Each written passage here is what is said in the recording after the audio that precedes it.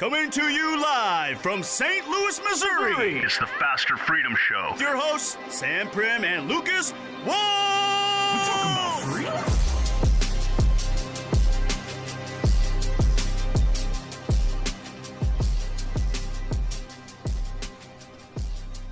What is going on, everyone? We have a special episode for you today. Probably the best episode we're ever going to do because Lucas isn't here. Lucas is actually out sick, and we were going to have a sub come in, but I thought I'm going to run this one solo. I like the topics today, and I want all the attention, of course. That's why I post on social media, because I just want attention. That's not actually accurate, but I did want to try to go solo on this. We're going to have somebody make their debut here in a minute, a special guest on some of the segments, but the majority of this is going to be just me. I'm going to do a little bit of an opening rant for you, then we're going to get into some real estate school and teach you single family versus multifamily. We're going to have the ultimate battle. But for my opening rant, I would like to talk about in-person events. I speak at some of these. I understand the reasoning behind these, but a lot of events that you probably see, and let me know where you're from. If you're watching live on whatever platform you're watching, I'd like to see that. Your chats do pop up in front of the screen. So let me know where you're from and throw any questions out there so I feel like I'm at least talking to somebody, and I'll answer them questions as we go through it. But in general, in-person events, and you know all of them that are out there, every single decent-sized creator, influencer, no matter what their industry, by the way, has some type of con, some type of, that sounds bad, but there's my friend Ryan Pineda puts out on WealthCon, which I'm speaking at in July, and then there's VCon, Gary V, and there's a lot of these, and there's 10X Con or whatever the hell Grant calls that. But there are a lot of these big events, and I think they're probably valuable, but I'm going to be launching my own. I'm going to tell you about here in a minute, my own event, and it's going to be nothing like what is out there. So I don't have beef with any of these people that throw these events, but my experience attending these events, speaking at these events, most of these events are like, let's pick on Grant Cardone because I don't know him. So, he has these big speakers like, Steve Harvey and Floyd Mayweather and, Dwayne "The Rock" Johnson and all these big celebrities that they're celebrities. They make their money in TV. Why am I going to take financial advice from Floyd Mayweather, who made all his money boxing? I get he's got a good business partners and managers, but that's not relatable to me or to you. You're not gonna take your money boxing and go ahead and create a business around it. You're not gonna be Dwayne "The Rock" Johnson and be huge and go create business out of it, which I think him and Alex Rodriguez and people like that, they invest in real estate, but they do it with the millions and millions and millions of dollars they make being entertainers. So there's not really anything for the attendees to do besides stare up at the freaking people on stage and get, all excited and hot and heavy about them and pay extra money to shake their hand in the back and take a picture with them. That's what events are these days. They are people getting as many celebrities or influencers as they can packed on one stage, and everybody comes and watches them, and then they pitch them their products at the end. That's what's out there right now. And while I do think there's value in that, there's inspiration in that, there is, there's something to be taken from that. Listening to somebody else and, somebody else that's, created business and has ideas on scaling or on having the right mindset, you can for sure take it from that kind of stuff. And most of those shows are pretty cheap, and I think they're probably worth the price of admission for the most part. But what I want to do, and what I'm launching for the first time publicly right now, is FasterFreedom So it is going to be locally here in St. Louis. Just go to FasterFreedomFest.com. We are going to do it nothing like anybody else, because if you're watching and you can see on the screen, you probably don't recognize any of those faces except me and maybe even Lucas if you watch the show. But other than that, you don't know Matt or Tessa or Kayola or Dusty or Shelly. But guess what all those people are? They are normal people that are creating wealth through real estate with normal W-2 jobs. Tessa is our property manager. She manages 400 properties. Matt runs our flipping company, a company that, he's a W-2 employee, works for us, but he's growing a rental portfolio on the side and manages a team of 22 people. Kayola is the coach of the mentorship. He moved from Hawaii and was working a normal job and is creating wealth through real estate. Dusty was a paramedic. Shelly's his wife. She's a real estate agent, and they have a couple side businesses. So these are normal, everyday people that you can relate to. You can take exactly what they did and implement it. You can't take what Floyd Mayweather did and implement it. I'm sorry. What's up, Jeff Harvey? What's going on YouTube? So let me know again where you're from and say hey on the socials if you're watching. But you're going to actually be able to take things from Freedom Fest, and this is kind of a pitch for it, but I'll be talking about it on social media. It's May 9th and 10th. FasterFreedomFest.com. It's $397 for the general admission ticket, so it's not like nothing, but it's not a whole lot, especially compared to a lot of these out there. There are some VIP options, but in general, we're going to teach you what you need to know. Like day one, opening up the 9th on the morning at 9 o'clock. I'm going to get everybody pumped up. We're going to talk about financial freedom and how I created financial freedom coming from a W-2 employee to quitting my job and being financially free and how that worked. And then we're going to do a workshop. Everybody's going to have a booklet with them, and they're going to have pages of fill in the blank type of things, and they're going to create their own financial freedom number. And we're going to do it together. And everybody's going to break up into groups, and we're going to do workshops, and you're going to create your financial freedom number by writing your expenses on a monthly basis. And then let's figure out the income that can overcome your expenses so you can have financial freedom. And then we're going to talk about finding deals. And then we're going to do a workshop on finding deals. And then we're going to talk about how to grow and scale. It's going to be something that you will walk away with, a booklet full of quality implementable information, not just all excited because you got whoever Dwayne "The Rock" Johnson's autograph or Steve Harvey's autograph. So it's going to be something that you're actually going to be able to take information away from, and it's going to be real. It's going to be intimate. It's going to be at my office. It's going to be 150 people at my office. So not a small number, but enough of a number you're going to be able to network, get to know people, and take something away from it besides just an excited, warm, and fuzzy feeling inside of your belly. So that's what's super exciting about it. I'm leaning away from what everybody else is doing. I'm speaking for I've spoken at a few events. I just spoke at one last week. I'm speaking at one on Friday, RebCom here in St. Louis. I think it's going to be great value. I'm speaking at WealthCom, speaking at Deal Summit in California. So I'm speaking at some of these events, and I think there's value in them. But I also think that there is a ton more value in being in a small group setting with people that are actually actively doing it and that you want to learn from because they have done it and they have taken the normal guy, normal gal, kind of mantra, as well as the normal guy, normal gal path to financial freedom. And all the people that are going to be speaking, all the people that are there have done that. And, you got your big names if you want to. I don't know how, knock on wood, 3 million followers on social media. Lucas is, the guy that helps run all the companies and runs a couple of companies that I don't even run that we own. So you got the quote unquote big hitters, but you got the actual people that are doing it. There's much you're going to be able to relate much more to Tessa and Dusty than you are to Steve Harvey, or Dwayne "The Rock" Johnson or Alex Rodriguez. All these people that made millions, if not hundreds of millions of dollars, and are quote unquote real estate investors now. Well, duh, they paid somebody to take $20 million and buy a $100 million apartment complex. That you can't do that. So we're teaching you how to do it from square one, day one. So anyway, super, super excited about that. Go to FasterFreedomFest.com. I'm going to be talking about social media. This is the first time I've talked about it publicly. People in my community have already snagged up a few tickets, but there is limited seats. Going to be 150 of them. I don't think we're going to sell out this week, but I think we will sell out before. So if you have any interest in coming to St. Louis, May 9th and 10th, St. Louis is beautiful in May. The weather's going to be great. We're going to have a great time here. My office are going to get to know me and my team a lot better, and you're going to, way more importantly than that, you're going to actually leave with actionable, tactical, a booklet, a physical booklet. We'll probably do something digital as well, but a physical booklet of things you're going to actually take away from it. So super excited about it. Wanted to get that out there in the world. Super, super exciting. Not to dog on some of these events. Like I said, again, there's probably the price of the mission that you pay and the motivation you get is probably worth it. But I'm trying to have somebody, pay $397 for a ticket and get $10,000 worth of value is what my goal is. My goal is to provide a ton of value and give a little more customized and intimate of an approach.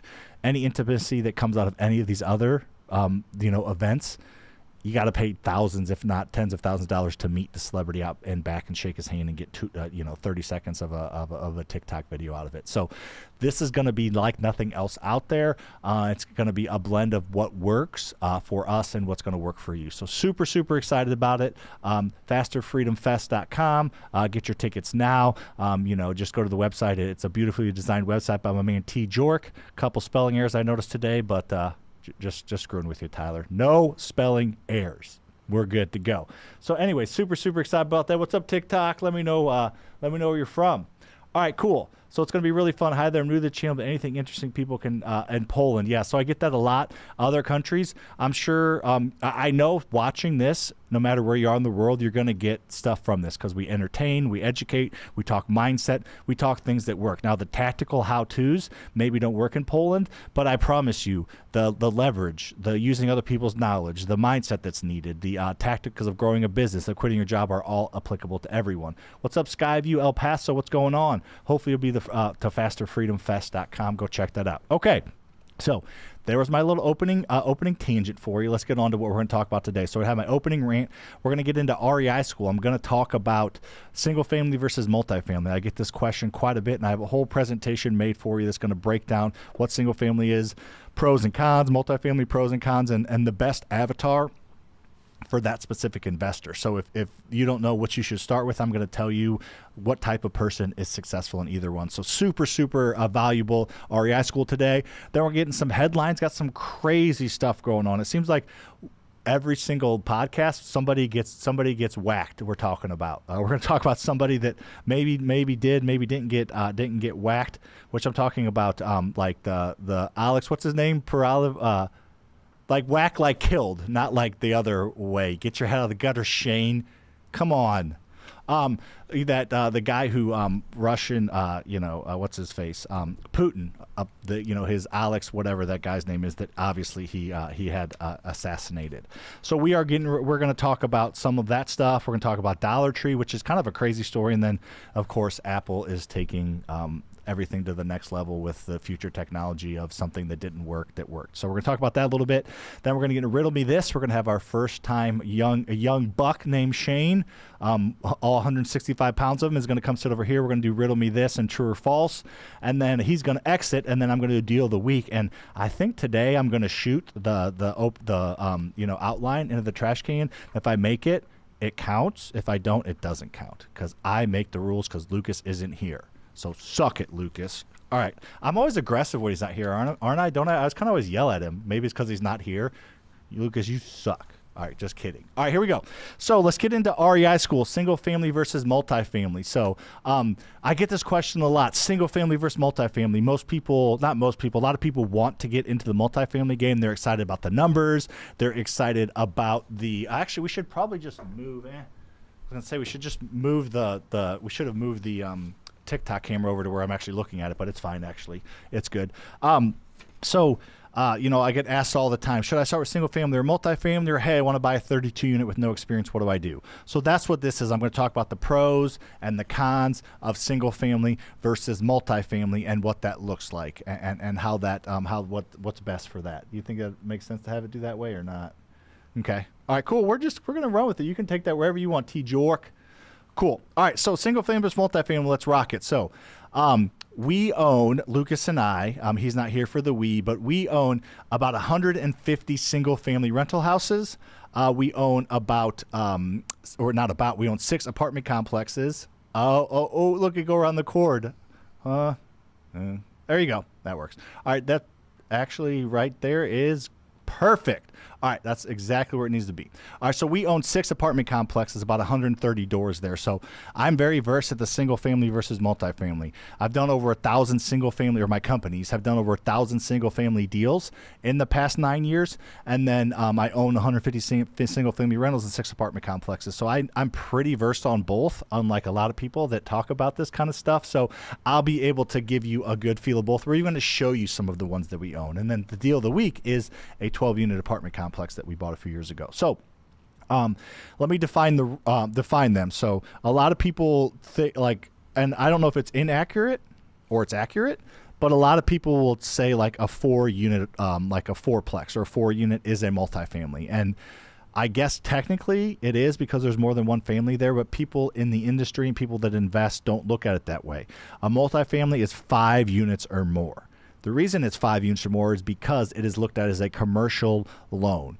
The 4 units or less can be residential loans. So 1, 2, 3, and 4 units, those a single family up to a 4-plex, they're valued the same. They're valued based on comparable sales, and then you can finance them the same as you can a single family house. So that's why they're lumped in together. Multifamilies are 5 units or more. They are not based on They're not based on a 10 unit that I own is not a comp for a 10 unit somebody else owns. The comp, the value of them is based on the income they produce. A single family rental can make $10,000 a month and still be worth $100,000. So they're based on the comparable sales, if that makes sense. And Shane, the best community organizer ever. You're getting shout out, Shane. I don't even know you're coming with that beamed up cut. All 165 pounds of him. All right, so you'll get why that's a joke later. We'll say that joke. So that's the difference. So single family is 1 to 4 units, multifamily is 5 or more for people in the industry as well as for this discussion. So that's the difference. When I say a single family, I mean a triplex. I mean a duplex. I mean a fourplex. I mean a single family. When I say multifamily, I mean 5 to 5,000 units. It can be any size at that point. And then the rules are, I kind of made these when I thought Luke was going to be part of this conversation, but the rules are, I'm not going to say this is a pro for this one and a con for that one. I'm specifically going to stay on topic, which is not always easy for me. I'm going to stay just specifically on topic as far as like what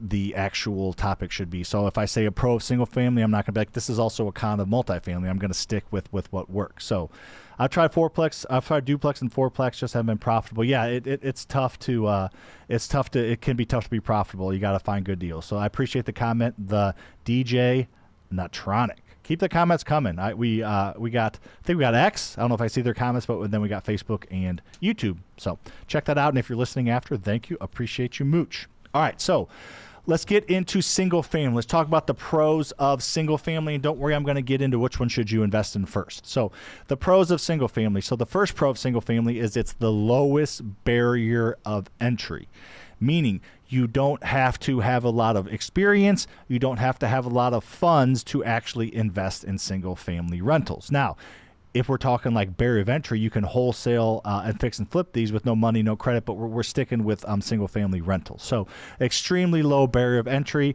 The price points are super low. You can get into the single family rental game with, a private lender and a bank or a private lender and a hard money lender. They're super easy to get in the space. It doesn't happen overnight, but you can get into it pretty easily. And then another pro of single family rentals is you can ride a hot market. The market values your property. It's based on recent house sales. So if the houses around you are selling for a lot, then the price of your house went up and you didn't have to do anything to increase that value.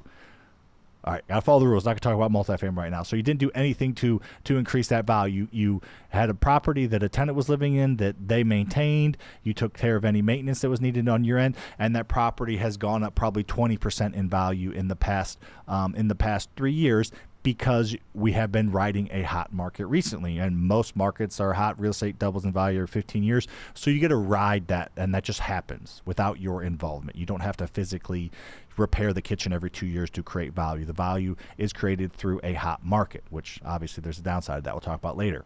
And then the tenant base.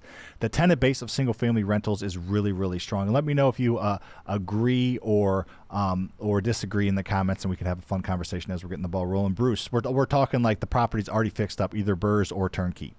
So the tenant base tends to be better with single families. Not always, but the tenant base tends to be better and they stay longer. Our average stay on our single families is probably 4 to 5 years. Not probably, is 4 to 5 years. Our average stay on multifamilies is probably 2 years or less. So the tenant base, it's a home. They look at it as a home. They stay there for a long time. They put Christmas lights up usually. They're the ones mowing the grass. They're the ones shoveling the driveway.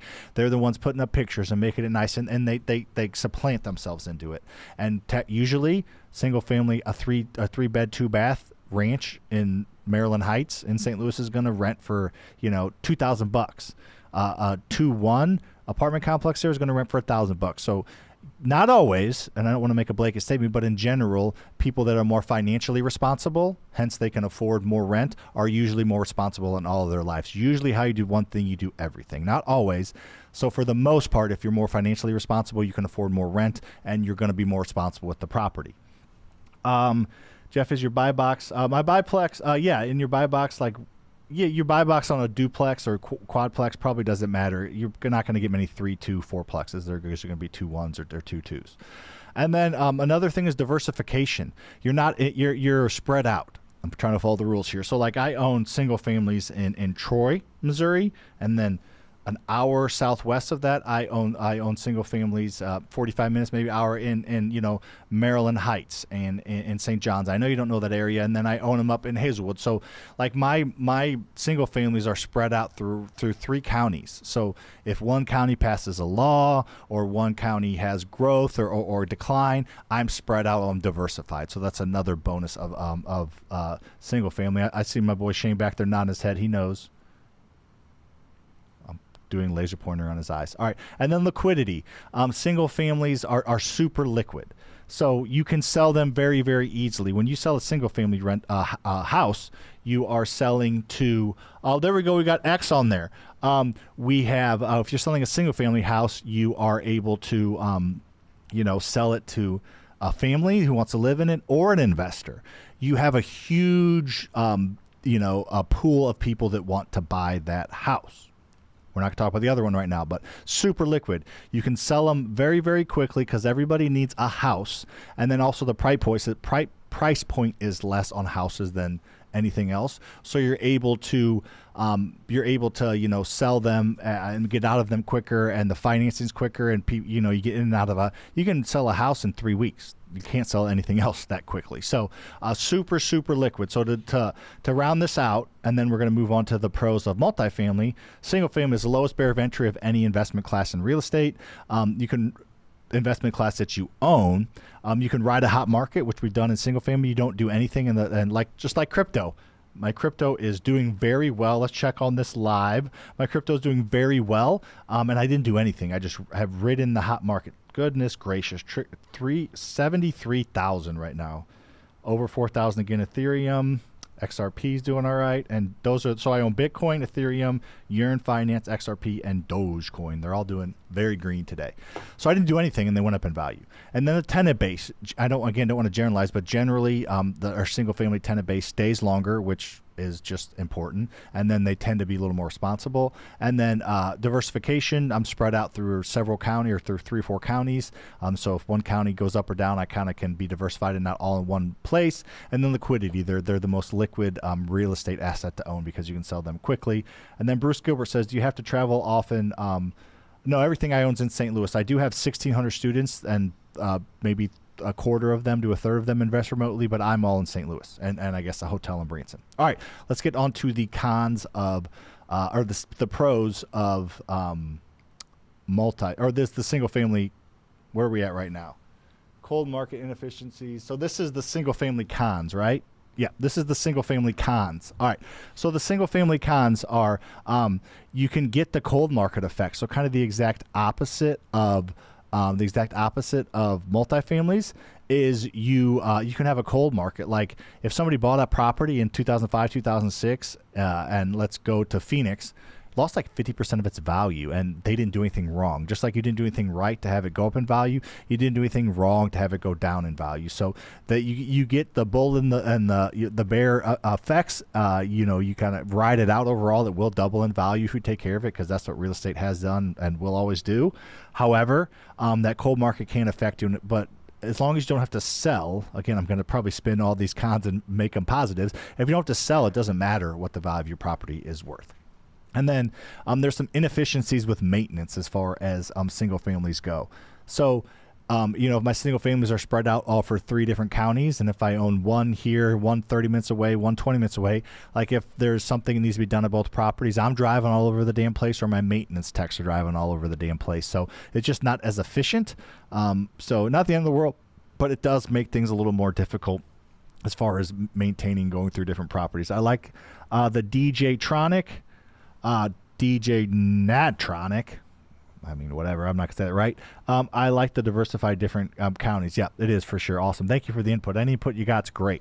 And then they're slower to scale. If I want to pick up 10 rental doors, I have to buy 10 single family houses, and that 10 acquisitions, 10 rehabs, 10 refinances, like it just one at a time I have to do. So it's a little bit slower to scale. And some of the inefficiencies of maintenance is, if I buy 10 properties, I got 10 different roofs to look over and 10 different water heaters and 10 different AC systems. So it can be a little more inefficient. So I love them both. I'm going to give you my favorite at the end though. But in general, those are some of the cons of single families. Is a cold market can affect you without your control. They're kind of inefficient, and then slower to scale. So let me know what your thoughts are, the pros and cons of single families. Let's move on to, I'm going down. Oh, let's move on to multifamilies. Am I supposed to go down? All right. I move on to multifamilies. All right. So multifamily cons is the multifamily pros now. Okay. Multifamily pros. So one of the pros of multifamily is you got speed of scale. Like you can scale very quickly. If I want to get to 10 doors, I can do that in one investment, a 10-unit apartment complexes. I own a 32 unit, a 27 unit, a 29 unit, a 16 unit, a 19 unit. I should know this, a 12 unit and a 9 unit. Is that 6? I think, I don't know. Anyways, I own 6 of them, and I have 130 doors through 6 transactions, as opposed to 130 doors through 130 transactions with single family. So you can scale much quicker, which is huge, because the more you scale, the more money you make and the more wealth you can create. The more you scale, the money wealth you can create. That was kind of a rhyme. Put it on the album for the Freedom rap number 2. And then the second pro of multifamilies is you have control over the asset's value. What's up, Micah? How you doing? You have control over the asset's value. So single families, can be a pro or a con. We gotta stick with multifamilies. Sorry, we can't go into single families. The rules are you can't compare the two as we're going through them. So you have control over the asset. So I control the value of my multifamily properties, because I'm not going to get too technical here, but multifamily properties are based on the income that they produce. So if I'm able to increase the income, 2 ways how you increase income in any business is you increase income, or you increase profit, and you decrease expenses. So the properties that I buy, the multifamilies that I buy them because they're undervalued and they're under rented. Now I usually am still kind of low on my rent. I don't collect if the rent's in that area is $1,000, I'll usually do $900 or $950. I like to give my tenants a little bit of a deal, but I'm not going to buy that apartment complex. Let's say market rent's $1,000 per unit. I'm not going to buy that if it's rented for $1,000 a unit. There's no upside for me. So I get these properties at, if they're rented for $700 a unit, then I make it a little bit nicer and increase the income by charging more rent when tenants move out, of course. But then I also get efficient with expenses. The apartment complex that I buy are value add. A lot of them, there's, mom and pop management. They're not efficient. They're, paying for the cable bill. They're not, we cut expenses while taking better care of the tenants, which sounds like an oxymoron, but it's not. So get super, I increase the income, therefore increase the value. It's called forced appreciation. And then I have that I force that appreciation. Micah says, I heard the Burr method is not good right now because the market. Is that true? That is incorrect statement, Micah. We'll talk about that in a minute. I'll end on that. So maybe that should be my rant next time. But anyways, what's up, Ginger O'Dwyer? She's going to be at FreedomFest. I know she is. So anyways, Mike, I'll get into the Burr's method here in a minute. So we got speed of scale, control over the values asset. You can force the appreciation, you force the value, and then efficiencies of maintenance. If say this 10 unit that we've been talking about, if there's 3 or 4 proper units inside of that 10 unit that need work, I can send a maintenance tech. He can, to be super stereotypical, it can fix the leaky toilet in one unit, fix the leaky sink in another, tighten the handrail on the stairs up to the property, and change the light in the common area. Whatever he can do is several things in one place, and not have to go to 10 different places. So super efficient with maintenance, which is important. And then it's the wealth accelerator. If you want to build wealth because of speed of scale, because of control of value, you're going to be able to do that more with multifamilies. Most people create their wealth through multifamilies. Single families helps for sure. It it makes you more. Probably got to start there. Spoiler alert for later, but it does. You can create more wealth through it. All right, so some cons of multifamily. Let's chug a little bit of Celsius. I usually can drink while Lucas is talking, but let's pour one out for Luke. He's not feeling well. Is that funny, Shane? All right, all right. So some cons of multifamily. It can be harder to raise funds and get finance for. This is a big one. Stick within the rules. Don't talk about single families. It's harder to raise. It can be hard to raise money for multifamilies. Banks usually want you to have experience before they're going to give you a loan on a multifamily property, because it is like a business in itself. They're different types of loans. They're commercial loans. They're Fannie Freddie loans. They're bigger boy, bigger girl type loans. You got to put on your big boy pants, your big girl pants to do multifamilies, 5 units or more. And it's harder to raise money for that. If you want to buy that 32 unit, which is the number everybody has in their head, I want to buy a 32 unit. Well, you're not going to do that if you have no experience in any type of real estate, singles or multis. Like, you have to get experience to get into the game, because that 32 unit is probably going to cost you $5 million. So you got to come up with 20% down, 25% down. So you got to come up with, $1.2 million. So you got to raise $1.2 million, then you got to get appraised for $3.84 million. So, you got to raise $1.2 million, and then you got to get approved from the bank for $3.8 to $4 million to go with that math of that $5 million property. So it takes a lot more to do that. They just don't hand those loans out, so it can be harder to get financed for sure. It's harder to sell as well. If you're talking multifamily, you're only selling to investors, and just like it's harder to get financed for you to buy it, it's harder to get finance for somebody else to buy it over any other type of asset class. So it's harder to sell when it comes to multifamilies. There's just not that many people out there that can have the desire, have the funding to close on that 32 unit worth $5 million. And then you get more mobile of a tenant base, meaning not even talking about the quality of the tenant, but they move out, every 12 to 24 months, as opposed to other asset classes, commercial being the least amount they move out of, like a commercial building. But so if a tenant's leaving every 12 to 24 months, it does make it harder to cash flow on that specific unit. So, you have to specifically get that unit to cash flow, trying to get, $100, $150 of cash flow out of that unit per month. But what happens when the tenant moves out every year, and you have to put $1,000, $500 back into it to paint it and make it rent ready? That really digs into cash flow. So the fact that tenants move out more does make it harder to cash flow. And then there's usually a bigger capex. That roof to replace on that 32 unit is going to be $40-50 grand. So you have to set money aside for that capex, and it's a bigger amount of the 40 grand roof, the 30 grand parking lot resurface, the 40 grand paint job. Like it requires a lot more capex to run and operate. Micah says, what's your opinion on where the interest rates are going to be in the next 5 years? Up or down a point, not much movement. All right, so that's kind of my multifamily cons. They can be harder to raise funds to get finance to buy, harder to sell because of that very reason. More mobile tenant base, in and out, it's just harder to cash flow. And then bigger capex. So the numbers are just bigger for the good and the bad, if that makes sense. All right, so here's some of our properties that we own. Here is the 32 unit that I kept using. This 32 unit we own, beautiful building. There's two 16 units side by side. The 40 grand roof is exactly that. We got one of these roofs replaced, 40 grand though, but it's a beautiful building. That we got 32 tenants stacked together, 16 on each side. It's awesome, but also we had there was a flood a couple years ago, and one of the units, the basement flooded, knocked out all the power, so we had to move out 16 people. We had that happen at houses every once in a while. You move out one person, so it just bigger numbers. So there's our 32 unit, beautiful property. Here's our very first multifamily we bought. This is a 9 unit in downtown St. Charles, Missouri. Worldwide headquarters of Watt Properties. That's where that was for a while. But this was our first one. We got our teeth wet on this one, and I think we closed on this December 31st, 2015. So there's a 9 unit, nice, beautiful little brick building. All efficiency units upstairs, I believe 6 of them. And then there is 2 commercial units, the front-facing doors you see, and then the back side is one bedroom. So there's kind of what you get for everything there.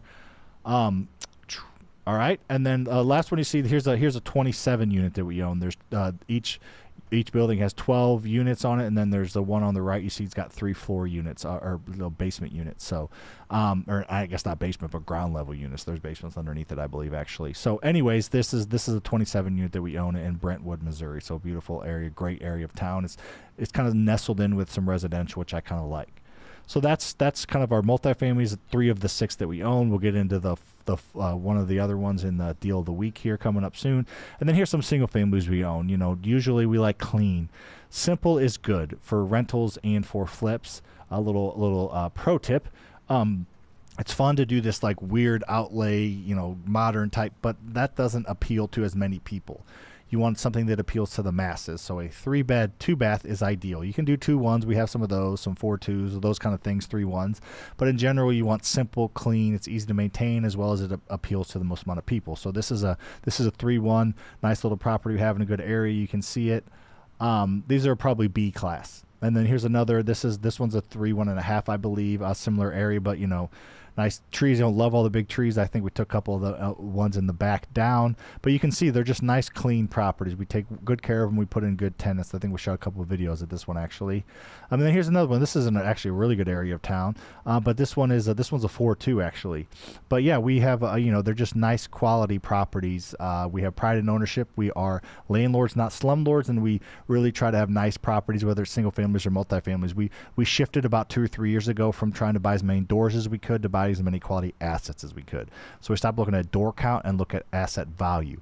I would rather own a 15-unit, $5 million apartment complex than a 50-unit, $5 million apartment complex because, again, based on the we'll just hit the mic, sorry about that, but based on the quality of the asset. Sometimes this damn mustache itches.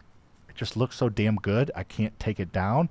I just get compliments left and right on it, but it's just it itches sometimes, so I got to work on that. What do you mean by class? So somebody says, what class? So that's a great question. We'll dig in that real quick. And this is, I think, because this is good for anybody listening. But like A through D class. A class is really nice. These are all like B. This is probably B plus. But A class is like an area, great school districts, all owner occupants, no renters, super expensive, don't cash flow, not good rental properties because they don't cash flow. They're higher end properties. B class is some rentals, mainly owner occupants.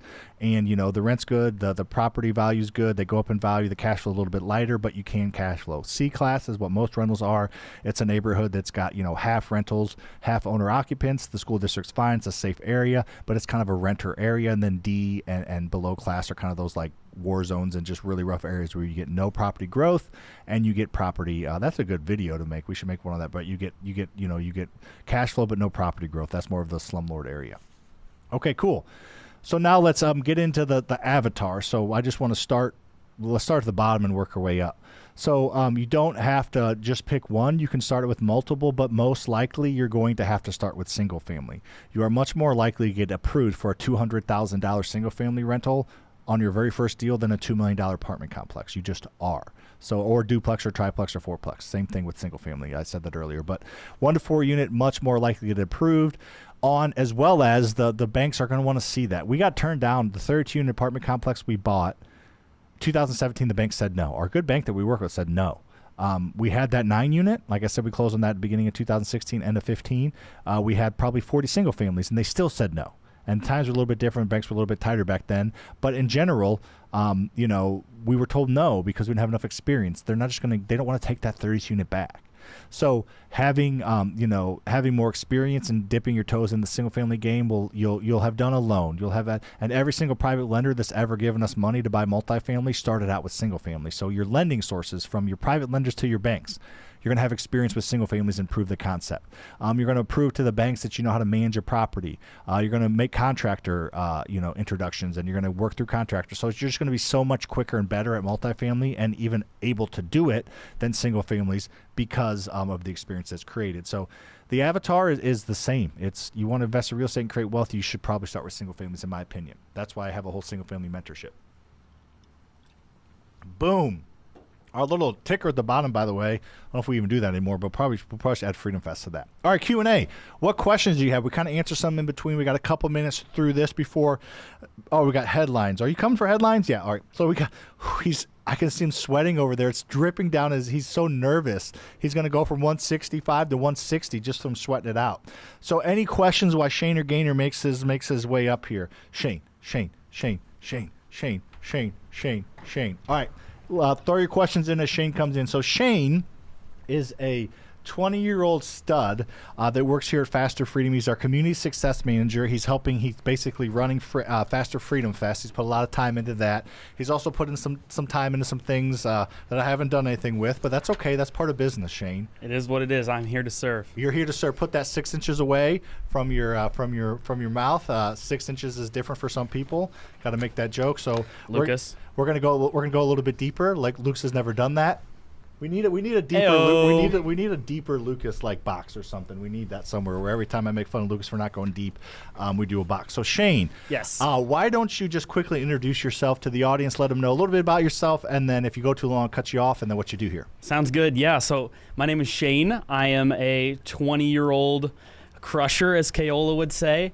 In this position as the community success manager, I make sure that the people that are paying to learn how to invest in real estate from Sam have access to all of the tools and resources. There's a lot of videos, a lot of different calculators and things, and my goal is to make sure that your members and your mentees have all of those things, and that their real estate investing journey is successful. That's really my goal, is to see people succeed. So literally, we've said this before, but when I was 20, I was getting in bar fights with Lucas, and you're here working a full-time grown-ass job. So he is very, very smart, and we're lucky to have you and excited to have you and watch you grow within this company. You got a lot of room to grow, and you got this place to do it. So Yeah. now, tell me what you do in your Trump impersonation.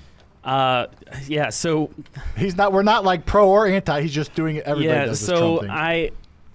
So not too long after I started, we have our team meetings, and my direct leader, Matt, who's Matty Dubs. He's kind of the co-host usually, but he's busy right now. Right, third string is what I am right now. At least you're on the Yeah, podium. that's Bronze right. medal, still on the podium. Left bench warmer. Yep. So we were doing our team member spotlight. I was kind of introducing myself to the team, and I had gone through what I had prepared to say in front of my peers, and then Matt's like, "Hey, do the Trump impression." So In front of 40 people, and now you're doing it. I mean, I'm doing it in front of however many that are recorded. And we're gonna make this a short too. So all right, so do your best Trump impersonation, Shane.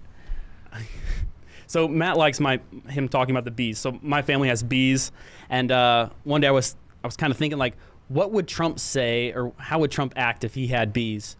Frankly, the bees, they're great things. They're working hard for me. They produce the honey. It's the sweetest honey. Frankly, people say, Donald, you have the sweetest honey, and it's true. I do. They're right when they say that. I like it. Very good. I won't make you go any further, but it's funny how people that are good at Trump impersonations, we should have, I guess, spray painted you orange. But anyways, people are good at the Trump impersonations. They just change the words that they say. That's not how you would describe it. So you change the cadence, the volume, the depth of your voice, but also what you say changes. Frankly, I didn't say that. That's what they're saying. Yes. Things like that. Yeah, somebody said more hand movements. Look at all the laughs you're getting. You got good. I'll make him do it at the end. Hang around. We'll make him do it here in a little bit. Sounds good. Maybe you can come and do the when I shoot the shot. You can do the announcement of that. Sounds good. Put some prompts in there if you have some certain topics you want me to talk about. Perfect. I love it. All right. So I'll do my Joe Biden impersonation. Ready? Okay. Hey, that's pretty good. Yeah, that's thanks. pretty good. Yeah. Yeah. We're not going into that, but I can't believe those are our two choices. That's all I'm going to say. All right. So let's get into some headlines. So do we have stuff for the headlines? Yep. All right. There you go. All right. I'm going to put the clicker down. So if there's anything you need to pop with headlines, I'll let you pop it up. So first headline is all right. I'll read this so we can make this a short. How about that? All right. Yeah. Boeing whistleblower who raised safety concerns is found dead. That's kind of messed up. It seems like there's something out of a movie, does it not? So I'll let people in on what's happened. So there was a former Boeing employee who whistleblew with some issues with some things with manufacturing going on in Boeing. He was in the middle of his deposition of like talking about everything he knew, all the bad, dirty laundry on Boeing, all the stuff that they probably don't want you to know about. And he was near the end of that, and he was found with a self-inflicted gunshot wound to the head. Yeah, it's like in this case it's unfortunate, obviously, anytime that somebody loses their life, but somebody that has access to that classified information and is trying to expose something that they think is a gap within our system, you definitely want to protect those people. And I think that's why we have the whistleblower laws. Mm-hmm. And I thought they're obviously it didn't really work this time. And Boeing's kind of response publicly was like, hey, we're saddened by this. It's like, of course you have to say that you're saddened, but he also protected you from litigation and a whole bunch of liability. So, those public addresses after something like that are like with a grain of salt. Yeah, so it's like, they said, we are saddened by Mr. Barnett's passing. Our thoughts and prayers are with his family and friends. Like, they have to say that, and there's no really way to say that we're going to be like, oh, Boeing, you weren't involved. Not that they were. I mean, honestly, I'm not going to say that they were. People go through lots of crazy stuff. He was under a lot of stress, whether it was he did it or hired somebody to do it. I mean, all the deposition stuff is still going to come out. So it wasn't like that was avoided. Right. I would honestly lean towards it. Probably, unfortunately, might have been him, going through some things. But regardless, what is Boeing going to say to make you think that they can't say anything? Right. There's a lose-lose situation for everybody involved in this case. Absolutely. So, I don't know. See if Clinton owns Boeing stocks. There you go. Because the Clintons, yes. We're getting a lot of political talk today. It makes me uncomfortable because I don't like politics. So just a wild story, man. I don't really know what to think of it. Like most things, I tend to lean towards the middle. It probably wasn't what some people think. It probably wasn't what others. Who knows? But I do think that Jeffrey Epstein was killed, though. But we're not going there. Yeah, I would say the simplest explanation tends to be the most realistic in most cases. This dude's 20 years old with this kind of perspective. Literally, I'm not going to say what I was doing 20 years old because my mom and wife listen to this podcast, but it wasn't what you're doing. All right, so Dollar Tree to close around 1,000 stores nationwide, which is wild in the fact that last year they posted a $450 million profit, and then all of a sudden they're losing a $1.7 billion in the last quarter and going out of business. So why don't you talk a little bit about Dollar Tree? Yeah, I didn't get a chance to read up a whole lot on this story, but my expectation would just be that it's the current situation with Amazon and basically instant delivery. I came from a customer success or community success. I really enjoy thinking about how the customer feels, and people don't really want to leave their houses. If they can have something the same day, that's what Amazon's trying to do. They're like trying to minimize the time from when you decide you want something to when it's at your doorstep with the least amount of effort. And physical stores like this, Dollar Tree, Family Dollar, retail stores with low margins, I mean, that's got to eat into their profit. Labor is expensive.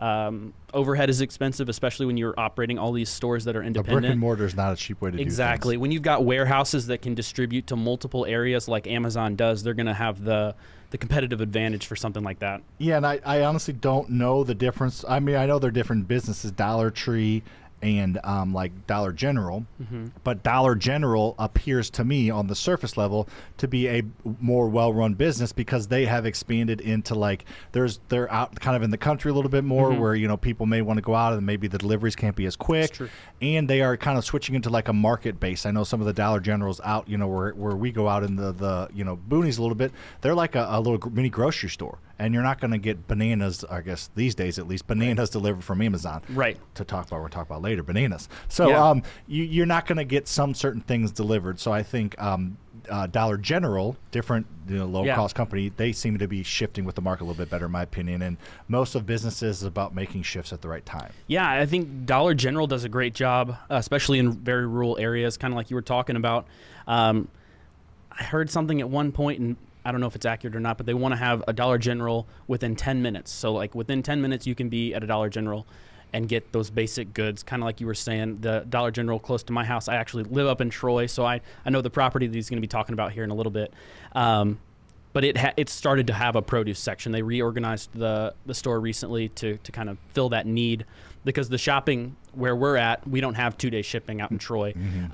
Highway U is kind of where that ends, and so, yeah, definitely a better option for people that are needing something now and can't rely on that quicker shipping. I think they're calling like the market, maybe. I don't know but yeah, there's one out in Wright City area. So yeah, it's I think one company's kind of bobbing and weaving with the market, right? One's not. So real quick, a little side thing. So I think it'll happen. Do you think Amazon will ever do like drone deliveries? But I don't know, like, because you can only carry so much in a drone compared to a truck. Is it even more efficient to send a drone out to deliver 1 box or 2 boxes as opposed to a truck that'll eventually get there? It's maybe not even more efficient. Yeah, I don't really know what that looks like. I know they're experimenting with it. Even with like the fastest delivery, if it's on a truck, you're not going to be the first stop most likely. So there's some time built in for that. I think it may be a delivery option that you pay extra for. It won't be included in there. Let's go straight to it. Right. I think it would be an upsell kind of situation where they're paying for that convenience. it won't be cheap. Batteries aren't cheap. Electric isn't cheap. Yeah, like Mike has said there, if people are paying extra, then it might be worth it to get it on your doorstep now. I've also seen some funny memes about people shooting them down, like in free that's presents, true. which And I think would happen. But people firing guns in the air, the bullets go somewhere. Even like if they don't hit you, you're not gonna fire a rifle in the air. You can literally kill somebody. So a shotgun that does die down, but they'll make laws against that, and like happen every once in a while. But like, you don't know what you're getting. You're going to shoot a hole in what you're actually getting. So, I mean, people would do it, but people do dumb shit all the time. So yeah, and I think more to that, too, like people that own guns tend to be in rural areas. I don't think this delivery system is going to be available in rural areas just because of the extra energy expenditure that's going to be needed to get those drones out that way. I think it'll be in places like St. Charles or kind of in the bottoms where they have that Amazon fulfillment center. I think within a few miles of that is all you you're don't going to know look about for. fusion technology that's coming, bro. That's going to be efficient. That's true. All Hydrogen. Right. Hydrogen. There you go. There's a Navy. There's a ship in the Navy, probably multiple, but one that's publicly known about that. It takes the water in and takes the hydrogen from the H2O and runs the ship on it, so it never has to stop anywhere. Yeah. So that's wild. I'm sure that's not cheap, but yeah. I don't think it's cheap. It's also highly explosive. Yes. So, which is why they kind of went towards electric before hydrogen cars. And, I mean, so yeah, hydrogen, and then obviously nuclear power is highly explosive. But yeah. So, anyways, they'll figure it out though. Life right now is stranger than fiction. Yes, I love it. That's fun. My boy Jeff. All right. Okay. So, doctors are using Apple Vision Pro in surgery. So that's kind of a wild thing. This is what I was alluding to earlier, that of course, like Apple I've read books on Apple. You've been a part of that a little bit. So we read books on like from different authors like Simon Sinek or, not Phil Collins. What's his name? They wrote Good to Great, Phil something. But anyways, all these books, and people always used Apple as like the gold standard. Right. The crazy thing is, they've been using Apple for 20 years, and it continues to be the gold standard. A lot of the books I read, Circuit City was the gold standard in Good to Great. And what happened to Circuit City? And like Walmart was the gold standard for the Simon Sinek book and what's happened to them. So Apple's made it through a long time of always innovating and coming up with the next thing. And we were talking before we went on air that Facebook tried with Oculus, and that was like kind of like a gamer thing, a cheaper version of it. They're like, we can sell to more people, and that completely flopped. Meta stock went up, but not because of Oculus. And then Apple Vision, they take their time, they figure it out like they do with everything. Apparently they copy most of their features off of Samsung phones, but they take their time, they do it the right way, they're the best marketing, and now who knows where it's going to go. But if they start to use this in surgeries, that's another $1 trillion industry that they're getting into that they weren't in. Yeah, absolutely. I think there's a lot of opportunity here.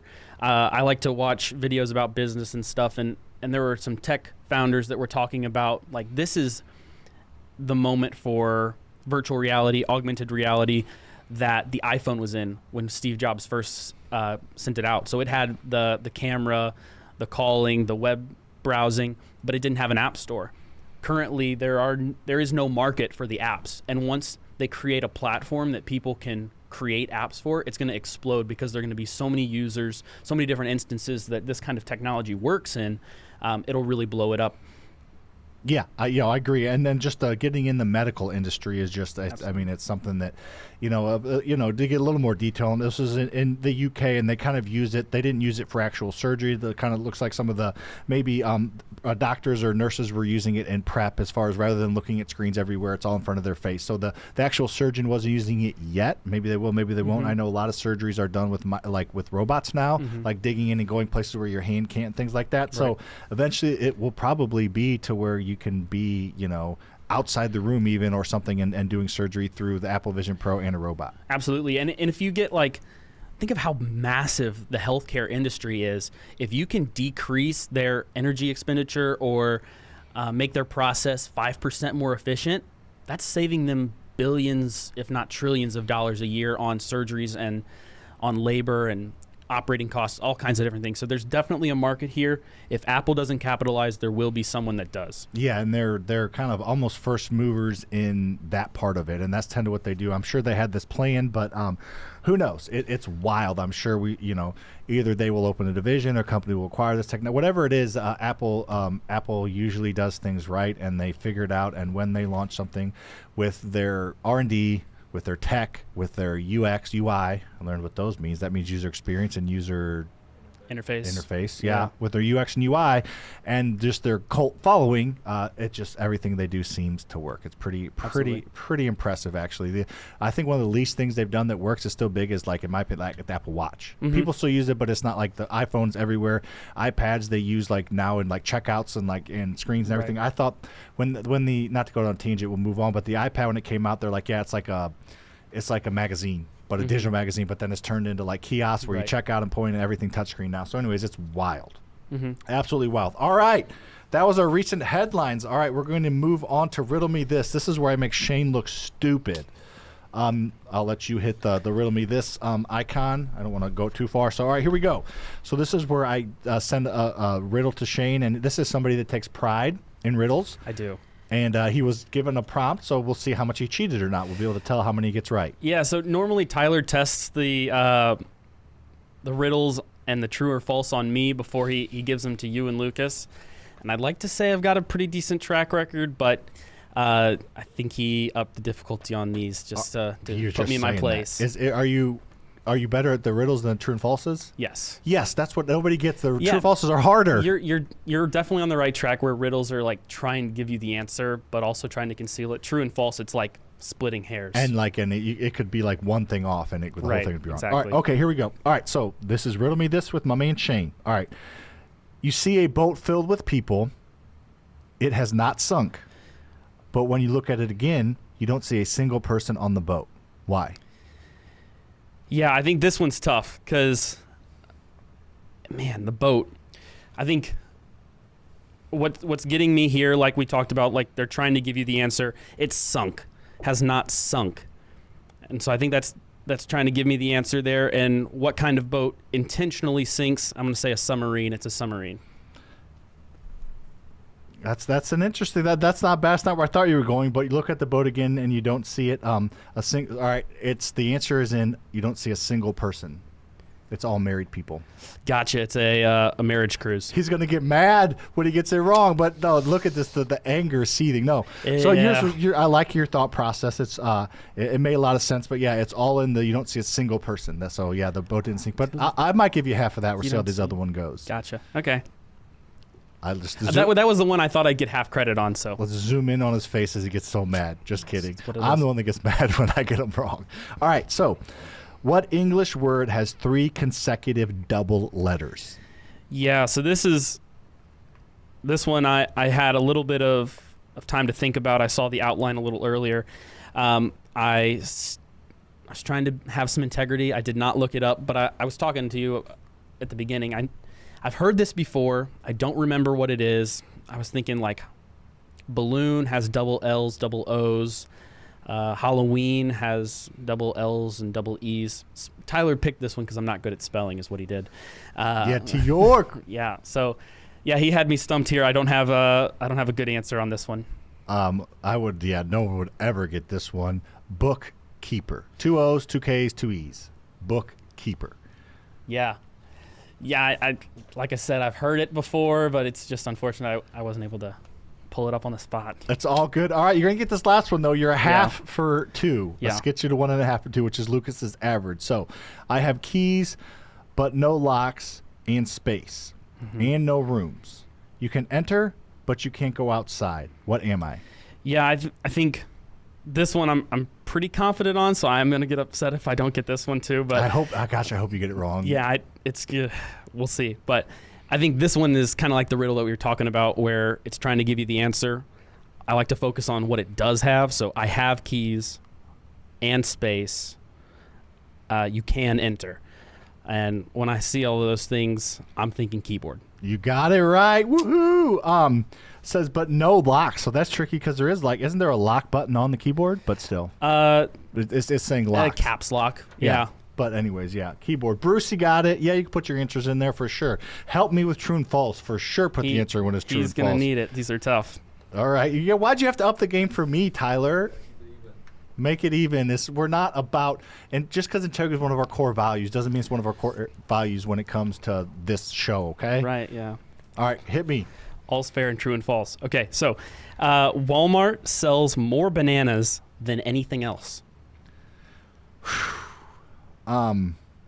See, like this could go so many different ways because I know that like a crazy stat, like the number one, who do you think? And I'm just trying to stall a little bit. Who do you think sells the most apples in the country? Man, Or is the biggest apple purchaser? I have no idea. McDonald's. Because the apples in like their salads or parfaits, so it's just wild. So that, again, this could be maybe they sell the most apples and they're tricking me with Walmart or tricking me with bananas. But I am going to say that Walmart does sell more bananas than anything. That is true. It is true, and so I had a chance to preview these as well, just as a test. And the way I thought about it was, like, bananas are a singular item. Like, you have different kinds of apples. You have different, like, pens. You have different kinds of pens, and you different get, like, vendors. 5 bananas when you buy bananas. Right, yeah. Does it count the whole bunch, or does it count them individually? Probably banana, because the measuring can do it that way. Yeah. Exactly. So, yeah, that was my way of thinking, was, like, are they trying to move in volume, like large amounts of volume? And usually when you go, like, and bananas are one of those things that goes bad. So obviously the answer, like, we knew but bananas are one of those things that goes bad. So, like, they have a short shelf life, so you got to snag them. Got to move them. Yep. Cool. The next one. Humans are the only animals that bury their dead. So humans are the only animals that bury their dead. Obviously we hold, ceremonies and do that for that, but I'm going to say that some other animal does the same damn thing, so I'm going to say false. Yeah, you got it. Elephants have been observed to show high intelligence, almost human-like behavior. They also bury their dead. Yeah, come at me now, Lucas. Come on now, Lucas, make you look stupid. I don't know why I'm so mean to Lucas, but it's all good. I think you are going to have trouble with this one. I think this one's going to be tough. Okay. Last one here. There are 115 bridges over the Amazon River. Okay. You know the Amazon is the longest river. Is Amazon a river or is it the Nile? I think the Amazon is longer, isn't it? Maybe. I could be wrong about that. I think they're pretty close. There are 115 bridges. But the Amazon is the longest river, but it's also in a very underdeveloped country. That's true. So, I know it's not doing this, but it could be 100 or 130. But, right, it could be 114. But I think it's like there are a shit ton of bridges over the Amazon, or are we shocked that there's very few bridges over the Amazon? Yeah. But you think about it, how many people are traveling over the Amazon, as well as it's like a marshland that it goes up and down like crazy. And then like it's like you can't have a bridge; it's got to be twice as long because of the case. So I'm going to say false. That is correct. It is false. 3 for 3. I'm leaving. And in fact, there's not a single bridge over the Amazon River. Not a single bridge.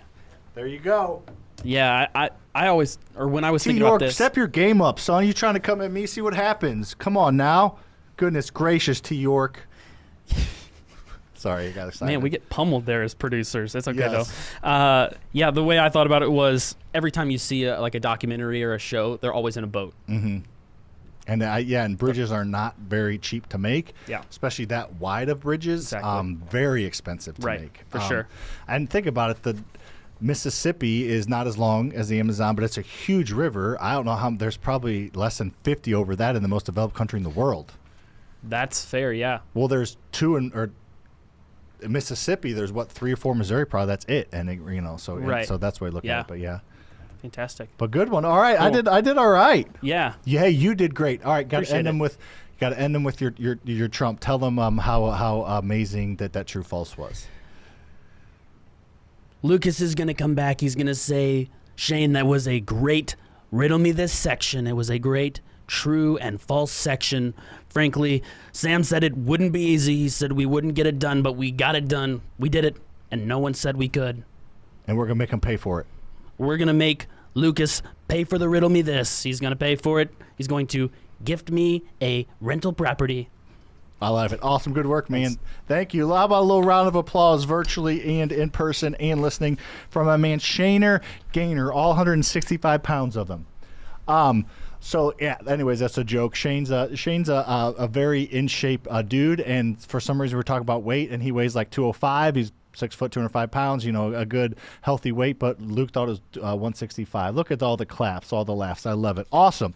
All right, so we are going to get into, I got the the stick back in my hand. Oh, that sounded weird. I got the it's a remote in my hand, and we're going to go through deal of the week. So that's what we're talking about. This is Cherry Street. This is an apartment complex we own in Troy, Missouri. So I'm going to pull up a couple pictures of it. So here's the deal of the week. So I'm going to pull up my phone because I recently made, if you didn't know, I post on social media. I recently made a post about this that kind of goes through the numbers. So being efficient and not wasting paper, I wrote them down here. So this is how I bought a 12-unit apartment complex using none of my own money and pocketed almost $150,000 of tax-free money. How's that for a hook? Everybody excited to hear how this one went down? All right, so it was 2019, and I remember seeing this deal on the MLS, which is the multiple listing service. This was listed on the open market.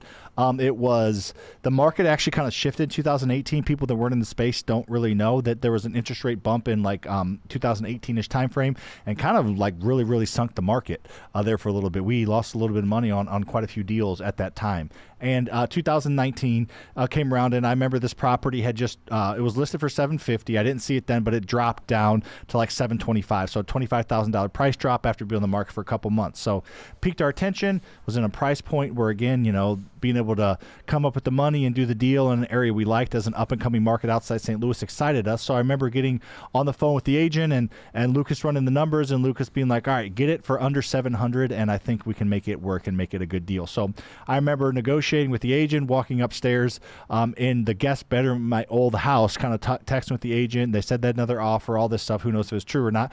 But I ended up getting this thing under contract for $682,000. So worked some magic and got it under contract for $682,000. So that's, almost $75,000 less than the original asking. So that's a 10% from the original asking price. Not that asking price means actual value, but in general, I felt good, a little beat the chest moment there. So we were able to get under contract for $682,000. So we got this deal, like I said earlier, using none of our own money. So 100% financed. I can't do it. Sorry, I can't do accents. I can't do any of that kind of stuff. The only impression I can do is that. All right. So we got it for under contract for $682,000. And now let's talk about how I was able to make this property, bought, purchased, cash flowed, refinanced, all using none of my own money. So I used two sources to fund this deal. So I used a private money lender for the 20% down payment, which we're going to get into that math here in a second. And then I used a local bank for the 80%. And then I kind of did what we call an extended BRRRR. They're going to kind of keep the pictures popping up as we go, so you can see just a nice building. I think, Tyler and our man Shane, you guys both are from Troy, so you know this building, kind of know the area. Yeah, and Tyler's brother lives there now. Is that the person you know? You know, two people live there now. Okay, awesome. All right, so you can see that this property is just a nice, clean little 12-unit. So here's what we did. We got a 20% loan from a private lender. So 20% of $682,000 is $136,000. So we got $136,000 for the down payment, and then we got $50,000 extra from the private lender for capital improvements. We ended up redoing the parking lot, putting in a fence. It's we take pride in our properties, and we ended up rehabbing some of the properties when tenants moved out so that we could raise rent, but we didn't want to come out of cash flow for that. So we borrowed $186,000 from the private lender. So he wrote us a check for $186,000. We wrote a check to the bank for $136,000, which is 20%. You're with me? And then the bank did the other 80%, which is $546,000. So got a $546,000 with the loan with the bank, $186,000 loan with the private lender. Now, naturally, obviously, we did a 25-year mortgage with the bank, so we cut a check from rent to the bank every single month then and now. Private lender's a little bit different here. So how we split this up with the private lender was we gave him a 12% return, but split up. So we paid him 7% annualized cash from the cash flow of the property. So that's $800 a month. That's pretty much 7% annualized of that $186,000 that he gave us. So he got $800 a month. So we paid the bank, we paid him every single month. So separately, obviously, but he got $800 a month on, that's not bad on a $186,000 loan. That's 7% yearly. That's stock market-ish, maybe a little less the stock market, but it's coming in every month. There's no fluctuations. And then we're going to give him an additional 5% to get him to 12% when we bought him out, and I'll go over those numbers here in a little bit. So this is how we split up our apartment complexes. This is how we're able to buy apartment complexes using none of our own money. The fact that we use a private lender on to buy a property that there's value add for the down payment, and then we increase the value, and then we get them their money back. But we usually pay them some amount. Sometimes it's 7%, sometimes it's 5% during the project, and at the end of the project, we give them their additional amount that gives them that double-digit 12% return. So it's a creative way to do it.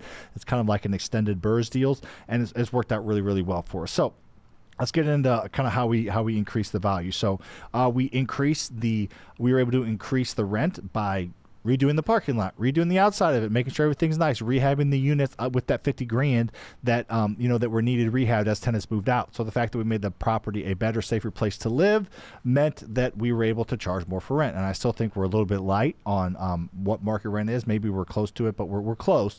But so we were able to increase the net income because we made the property nicer. We were also able to decrease expenses, which the trolls will say that's because you don't take care of tenants. No, we take very good care of our tenants, but we're a professional company with a professional property management in-house company. We're able to use technology. We're able to really make expenses lessened because we don't have to pay a company a one month rent to get the property rented. We do it in-house. We can have virtual showings with a digital lockbox rather than paying somebody to go meet for showing. So we just got efficient with overall expenses, so decreased the expense line, and then we increase the income line by charging more for rent, again still within reason. And the difference in those two added value. And if you were paying attention earlier, you control the value of your multifamilies based on the income you produce. We produced more income in 3 years, so therefore we greatly increased the value of the building. So over the next 2 years, we kind of did that. We focused on increasing the top line, getting efficient with expenses, taking better care of our tenants so they stay longer. Every time a tenant moves out, it costs you money. So we just over that couple of years, we're able to substantially increase the income of the property. So in 2021, we got the property reappraised, and it appraised for $1.1 million, which is really cool. Not quite doubled the value of the building. Went up 80%, whatever the math is, in like 2.5 years. So the property now appraised for $1.1 million. So again, a huge equity growth. So fortunately and unfortunately, we're able to dig into that equity and be able to we got a little better financial terms because the rates actually had dipped at that time, so that was kind of a lucky there, but got a better financing terms. We did it over 30 years at a little bit lower interest rates, so we were able to keep a pretty steady amount of monthly payment to the bank, but we're able to pay other people off. So let me go through that. So so we got $880,000 loan with the bank. So 80% of 1.1 million is $880,000. So we got an $880,000 loan from the bank. So we paid off that original loan. Remember, that bank had a $546,000 loan. So we paid that off. That was paid down to conservatively $525,000, probably less, but the debt got paid down by the rent and the tenant. So we paid $880,000. We paid off the $525,000 original loan. We paid back the private lender their $186,000 that they originally gave us. They'd been making 7% the whole time, and then we gave them an additional $20,000, which, if you do the math, that equals about $5,000 or about 5% interest, like annualized over those 2.5 years. So we were able to, take $525,000 off the original loan. So we have one loan on the property now, no private lender involved, because they got their $186 plus their $20,000 interest, and then that left us, if you're doing the math, which I did, with $149,000. Now, we could either have left that in the deal or pulled that out, and I honestly don't remember what we did with it, but it's $149,000 that we had potential to pull out of that deal, and maybe we did, of tax-free money.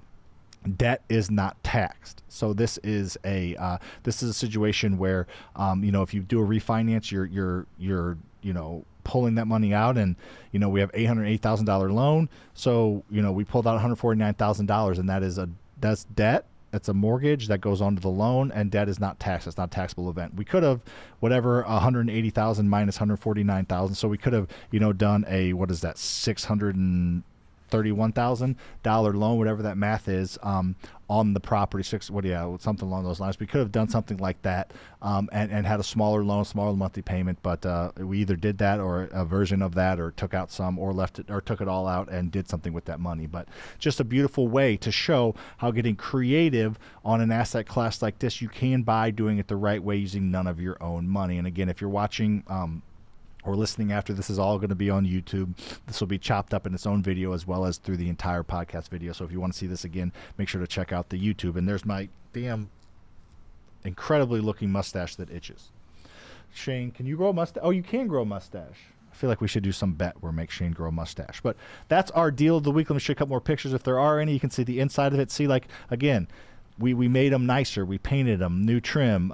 Looks like a new door and luxury vinyl plank on the bottom. So just made them nice. Nothing crazy, but the kitchen there, that's new cabinets, newer or used slightly appliances with nice countertops. So we just made them nicer, and you can charge more rent for nicer stuff. You don't have to go over the top with it. So that is deal of the week.